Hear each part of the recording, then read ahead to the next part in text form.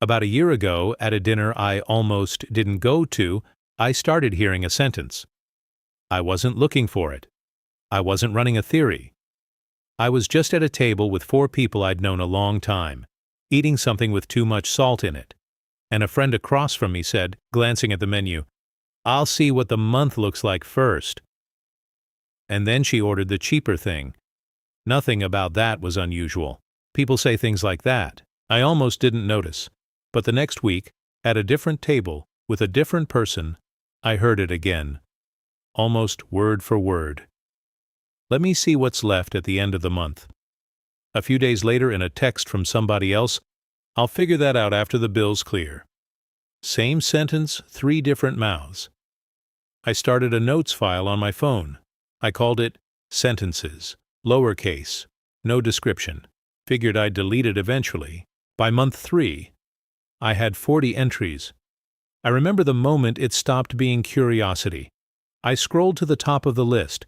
The very first entry was from March, a friend at dinner saying, "Let me see what the month looks like first."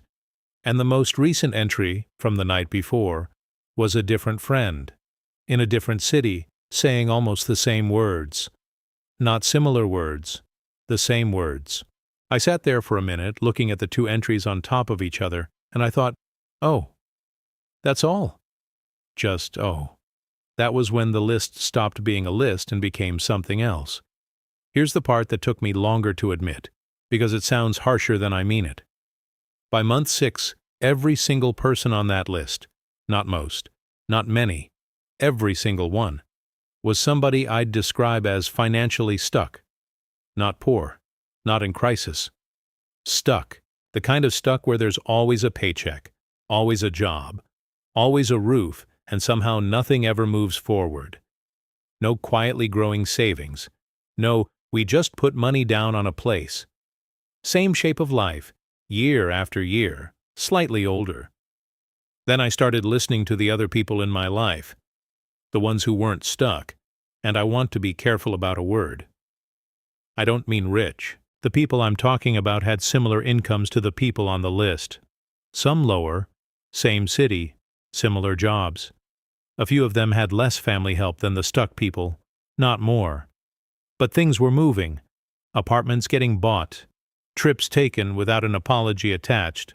When they talked about money, sideways, almost never directly, they were using a different sentence. Always different. Without exception. I'll tell you what that other sentence is in a few minutes. When I finally heard it, I had to sit down. Same job, same paycheck, same city. 2 opposite sentences. An entire financial life living inside the difference between them. But before I get there, I need to be specific about what the first one actually does, because I'll see about that later sounds like the most responsible thing in the world. It sounds adult, it sounds careful, and it is, in fact, the precise mechanism by which a thoughtful, careful, hard-working adult ends up with nothing left at the end of every month, for 30 years, without ever being able to point at the moment something went wrong. "I'll see about it later" is not a careful sentence. It's not responsible. It's not the wise pause of a person making sure they have enough information. It sounds responsible because it sounds like delay. We've all been taught, correctly in most domains, that delay is wisdom. Don't decide when you're emotional. Sleep on it. Wait for the facts. Those are good rules. They're catastrophic rules for one specific category of decision. And the category, unfortunately, is the one most of us are trying to manage with them. A paycheck arrives. Call it the first of the month. From the moment it arrives, a queue forms. The queue is automatic. Some of it you can see. Rent, the electric bill, the credit card minimum, the streaming services that rebill on the 3rd. Some of it you can't, but it's there. The impulse purchase you queued up Friday afternoon. The small recurring drain that doesn't show up as a line item, but always shows up as a withdrawal. Every dollar in a working adult's life has been pre-claimed. Not maliciously, not by conspiracy. Somebody, somewhere, has already decided what most of your dollars will do before you wake up on the 1st. The only question, the only one that actually matters, is whether you, personally, will insert any decision of your own into the queue before it resolves. When you say I'll see about it later, what you're doing, mathematically, regardless of how it sounds, is choosing not to insert that decision. You're saying, let the queue go first, and I'll look at what's left, and I'll call that the result of my financial life this month. The queue, given that permission, does what queues do. It resolves, the bills go through, the cards charge, the autopay activates. By the time you actually get around to seeing about it later, usually around the 22nd or 23rd, the queue has finished. What's left isn't your decision. It's the residue of decisions made by other people, in your absence, on your behalf. Residue, by definition, is small, sometimes negative, almost never enough to do anything with. So you say, next month I'll see, and next month the same thing happens. For 30 years, I want to be unsentimental about what that costs. It's the cost of an entire financial life being transcribed by other people. Every house not bought, every trip not taken, every emergency fund not built. Those things didn't fail to happen because the income was too small. They failed because the decision about what the income was for was made after the income had already been allocated. You can't build a financial life out of leftovers. You can survive on them.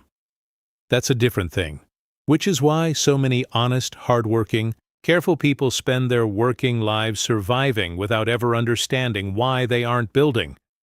The mechanism has a name. The name is allocation by omission. Every dollar in your life, every month is allocated. There's no exception. There's no neutral dollar sitting on a table waiting for instructions. The dollar is either allocated by you in advance, by a decision you actually made, or it's allocated by the system around you, in default, without your input. Those are the only two options. There is no third one. Let me try this as an image, because I think it'll stick better than the math. Imagine your paycheck as a room with one door. On the first of every month, the door opens, and the paycheck walks in. There's a line of people already inside. The landlord checking his watch, the utility company tapping a clipboard, the credit card leaning against the far wall, patient, the streaming service, the grocery delivery app, the gym membership you stopped using in February, and in the corner, looking sheepish but still in the room, the version of you from last Friday, who already mentally pre-spent $80 on a thing you haven't bought yet. They are all in the room when the paycheck arrives. You are not in the room. You are somewhere outside, doing your day, planning to come in later to see about it. By the time you walk in, the room is empty. The paycheck has been distributed. There is sometimes a small amount left on the floor. You pick it up. You call it your savings, or your discretionary, or just the leftover. Then you go back outside, and you wait for next month. When you will, again, plan to come in later. This is not a story. This is the structure. Later is the time after the room has emptied. Whoever decides last decides nothing. The reason it's hard to see this is that the system doesn't feel like a system from inside it. It feels like life. The bills feel like life. The auto pay feels like life. The impulse you queued up Tuesday feels like a thought you had, not a financial decision you made. So when you say I'll see about it later, you don't experience yourself as losing a contest. There's no contest from your point of view. There's just a quiet sense, around the 22nd, that the month went a particular way and you don't know exactly why. If this is landing for you, hit the like button. I don't say that to be cute. It actually helps me know whether to keep making things like this. Most people who are stuck are not stuck because they made a few big mistakes. The mythology is that there was some bad decision somewhere, a bad investment, a bad partner, a bad year. Sometimes that's true. Mostly, in the people I've watched closely, there was no bad decision. There was the long-term effect of a sentence said silently, dozens of times a month, for decades, that placed every decision after the moment when the decision actually mattered. There's no scene to point at. No moment to describe. Just the slow accumulation of being late to your own life, by a sentence you didn't know you were saying. The bad news is, it's been happening the whole time. The good news is, the fix is much smaller than people imagine. The fix is not discipline. The fix is order. So I want to come back to the second list, the unstuck people. The second sentence took longer to hear than the first. The first sentence is loud, in a small way, because it has the word later in it, and later is a flag your ear can catch. The second has no flag. It sounds like nothing, which is why most people never hear it.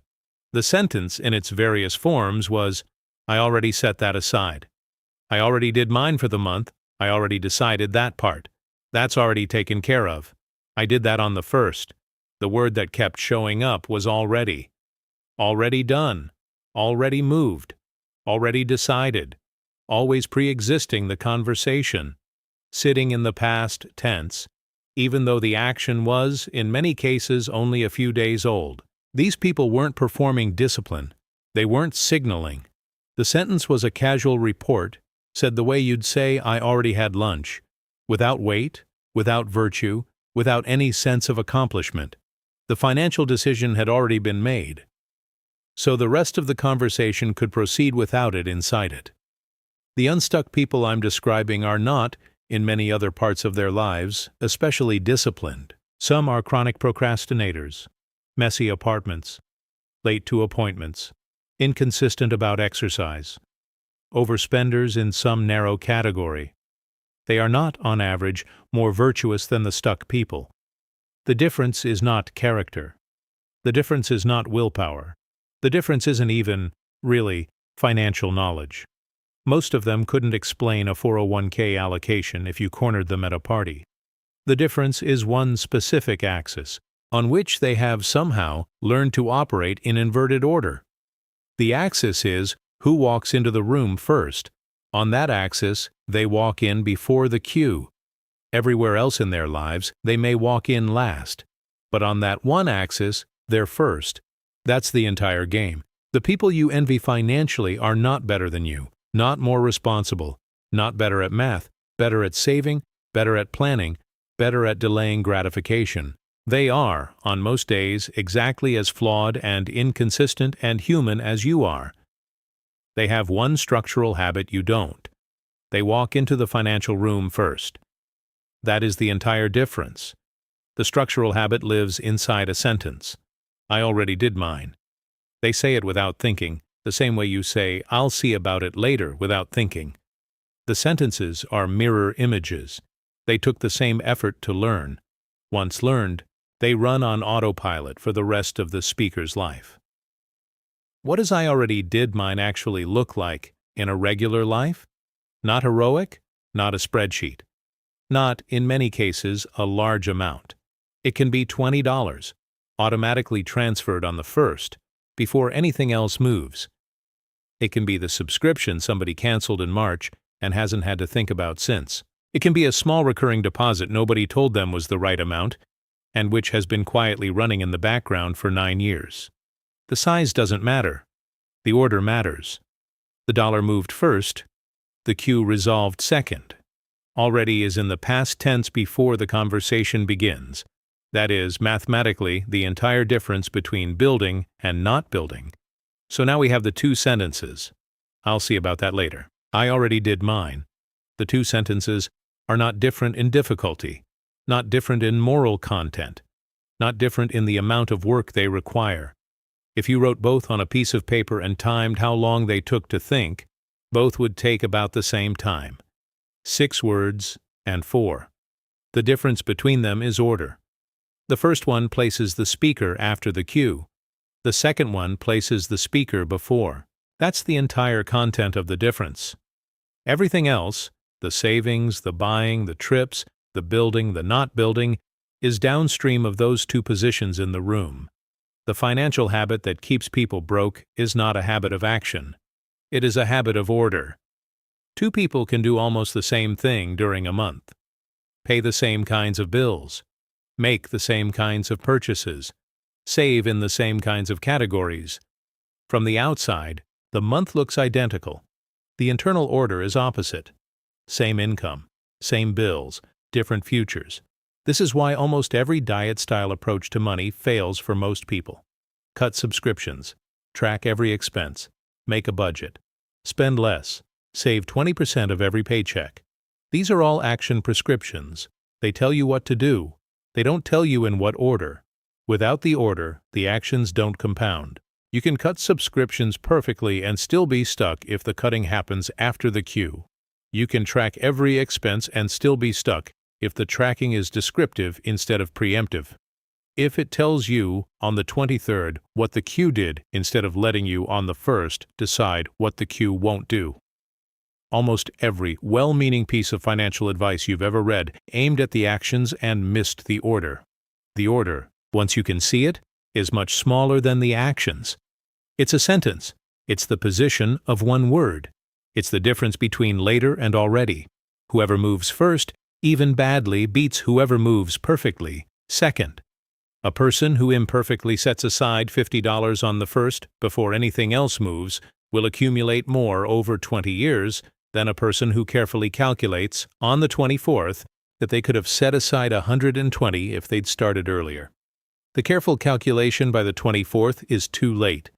By that point, calculation is just an accounting of what the cue did. Most of building wealth is not skill. Most of it is not income. Most of it is the willingness every month to be slightly clumsy, slightly early, before the room gets crowded. I keep thinking about the dinners. I don't think the people on the first list are flawed. I don't think the people on the second list are gifted. I think they're using two different sentences, both said silently, both unrecognized, both running on autopilot for years. The sentence that's running on your autopilot is, with about as much effort as it takes to notice it, replaceable. Not by discipline, not by a course, not by a book. By hearing yourself say it, the next time you say it. I'm not going to give you a budgeting framework. I'm not going to ask you to download an app. I'm not going to tell you to set up automatic transfers, change your savings rate, or read a book. None of those things would address the thing this video is actually about. What I'm going to ask is much smaller. For the next 5 days, 5, not 30, not 90, every time you notice yourself thinking, saying, or feeling some version of "I'll see about that later," make a tally mark, notes app, a piece of paper, back of an envelope. Doesn't matter. Just count. Don't try to fix the sentence. Don't replace it with the other sentence yet. Don't budget. Don't change your behavior at all. Just count the times you say it, in your head or out loud, over 5 days.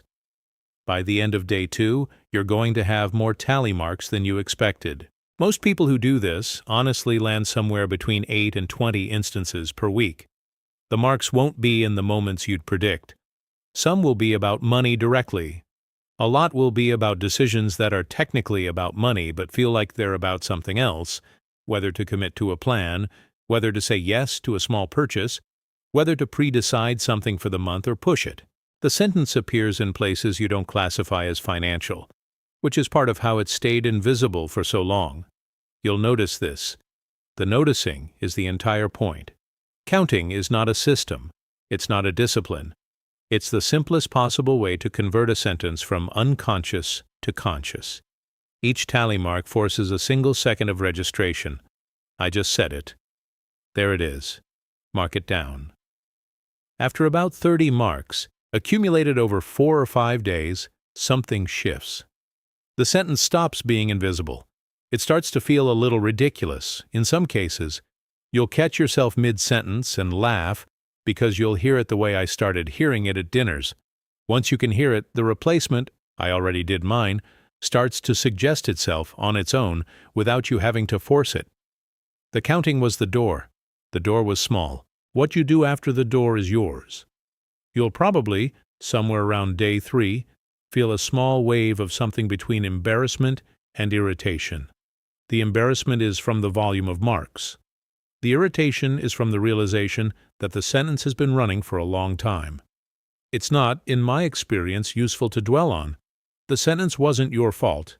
It's a learned linguistic structure most adults inherit without instruction. If you didn't get the inverse sentence, you got the default one. And the default one is the one that produces stuckness. That's unfair. It's also, very simply, not the point anymore. The point is, you've heard both sentences now. You can pick which one you want to be saying for the next 30 years. The picking happens through hearing. The hearing happens through counting. 5 days. Tally marks. I'll see about that later, every time you say it in any form. After 5 days, do whatever you want with the information. The financial habit that keeps people broke isn't a habit of action. It's a habit of order. 2 sentences, 6 words, and 4 words. One puts you after the cue. One puts you before it. The same paycheck pays out 2 completely different lives, depending on which one you've been saying without hearing. Listen for the one you say. The other one is already waiting. In the comments, I want one thing, not your tally count, not your plan. Just the first place the sentence showed up that surprised you. The first time you caught yourself saying it about something you didn't think was financial. That moment. I'll be reading everyone. If something in this made you sit a little differently in your chair, subscribe.